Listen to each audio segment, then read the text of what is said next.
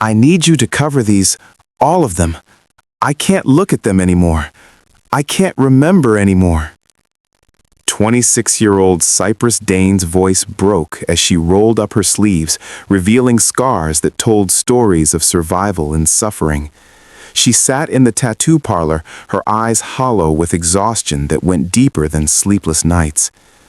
33-year-old tattoo artist Archer Finch studied her carefully, not the scars, but her face. He'd seen this look before, this desperate need to erase the past, this quiet surrender in someone's eyes. It was the same look his sister had worn before she disappeared from his life forever. "When's the last time you slept?" Archer asked gently, setting down his tools. Cypress blinked, thrown by the question. "What does that have to do with covering my scars?" "Everything," Archer replied, pulling up a chair across from her. "Because I'm not going to tattoo you today, not like this." Anger flashed across Cypress's face. "I'm paying. I made an appointment. You can't just refuse." "I can, and I am," Archer said calmly. "Not because I'm judging you, but because I recognize something in your eyes that terrifies me. You're not trying to cover scars. You're trying to erase yourself." The words landed like a physical blow. Cypress's carefully maintained composure shattered. "You don't know anything about me." "Then tell me," Archer said softly.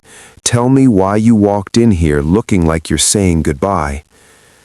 What Archer saw in that moment was what his training in crisis intervention, something he'd pursued after his sister's death, had taught him to recognize.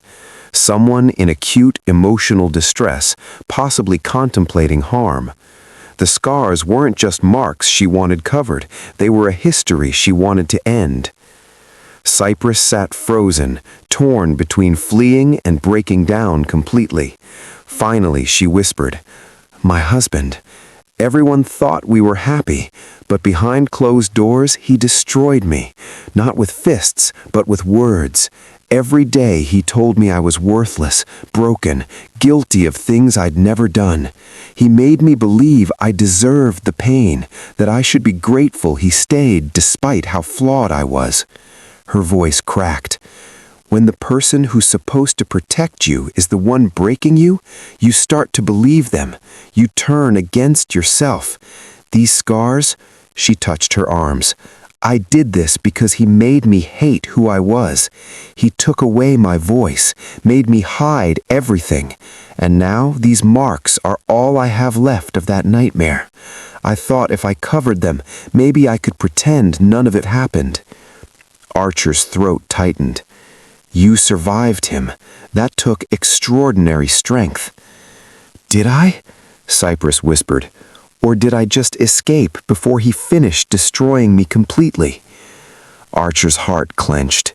"You escaped, and yes, you survived. Both are true." He leaned forward.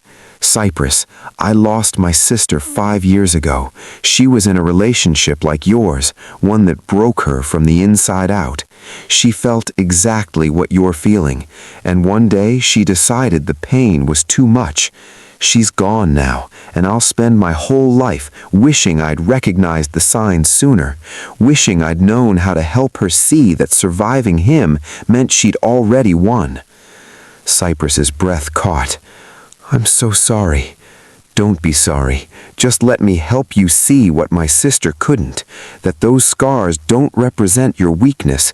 They represent the impossible strength it took to survive someone who was supposed to love you but chose to destroy you instead." Archer pulled out his phone, showing her images of his work, not cover-up tattoos, but designs that incorporated scars, transforming them into art. "What if we didn't hide your survival? What if we honored it instead?" "I don't want to honor what he did to me," Cypress said, her voice breaking. "Not what he did," Archer corrected gently. "What you did despite him. You survived. You escaped. You're still here, still fighting. That deserves to be seen, not erased." Over the following weeks, Cypress returned, not for tattoos, but for conversations. Archer had connected her with a therapist who specialized in trauma and abuse recovery, but he also offered something unexpected, a support group he facilitated for survivors of domestic violence and self-harm. At first, Cypress resisted. "I don't want to sit around talking about pain with strangers." "Then don't talk," Archer suggested. "Just listen, see if their stories sound familiar." When Cypress finally attended, she found herself surrounded by people who understood the specific hell of being broken by someone who claimed to love you. Women and men who had been told they were worthless until they believed it. Survivors who turned against themselves because their abusers had taught them they deserved punishment. They weren't wallowing, they were reclaiming their voices, their worth, their lives. One evening after group, Archer invited Cypress to stay. "I want to show you something." He rolled up his own sleeve, revealing intricate tattoos that incorporated scars she hadn't noticed before. "These are from my own battles: depression, grief after my sister, moments when I didn't think I'd survive, but I did. And now these marks remind me that surviving is worth celebrating, not hiding." Cypress traced the design gently. "You turned your pain into something beautiful." "We all can," Archer said. "That's what I wanted you to see. Not erasure, transformation." It was then that Cypress revealed something that broke Archer's heart. "That first day, I wasn't just trying to cover scars. I was planning. I was going to end things. He took everything from me, my confidence, my voice, my sense of worth. Even after I left him, he still controlled me through these marks.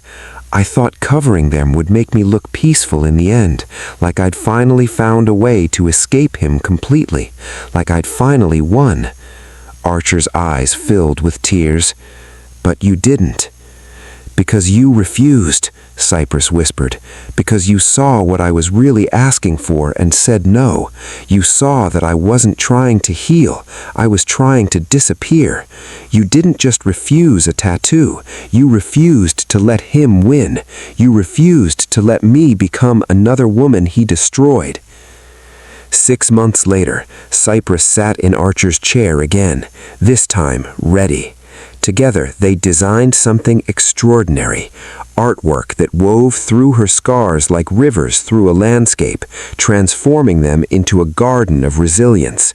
Lotus flowers emerging from difficult terrain, phoenix wings rising from ash. As Archer worked, Cypress watched in the mirror. For the first time, she saw her scars not as disfigurement, but as a map of battles won. "How did you know?" she asked quietly. "That day, how did you know I was planning to die?"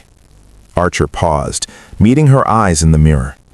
"Because I've lived with the guilt of not knowing with my sister. She was in an abusive relationship too. I didn't see the signs until it was too late. I learned to recognize what silence looks like when someone's being broken from within. The way you asked wasn't about healing or even moving forward. It was about erasing every trace that you'd ever existed, every mark that proved what he did to you.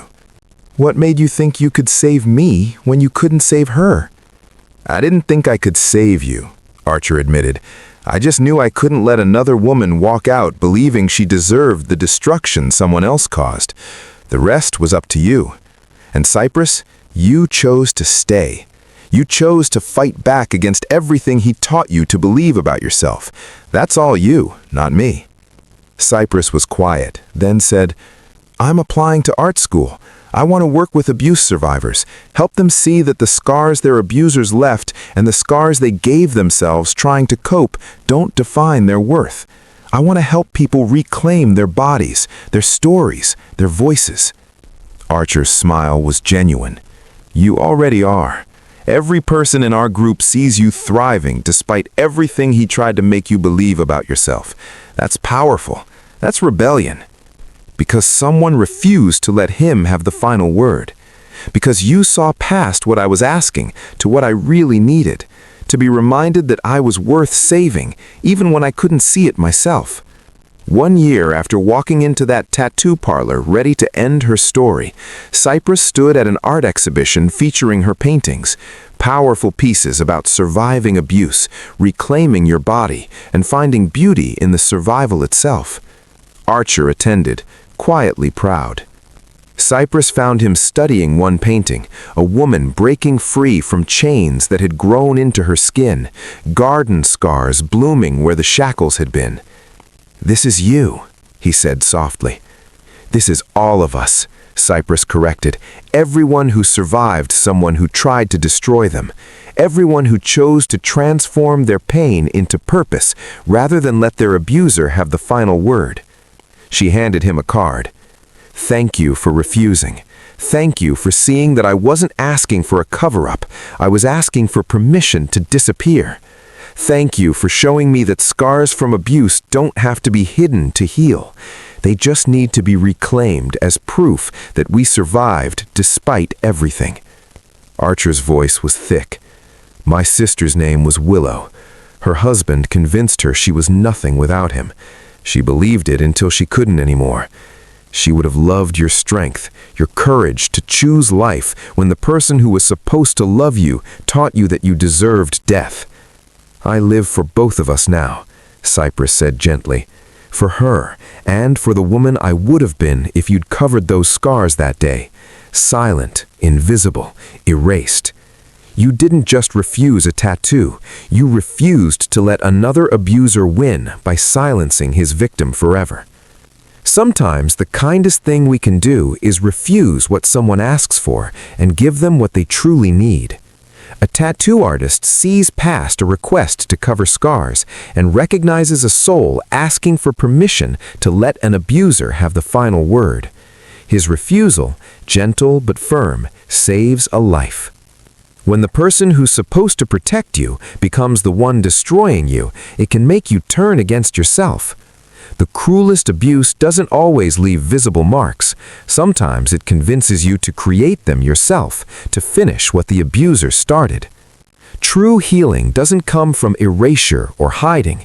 It comes from reclaiming what was taken, your voice, your worth, your body, your story.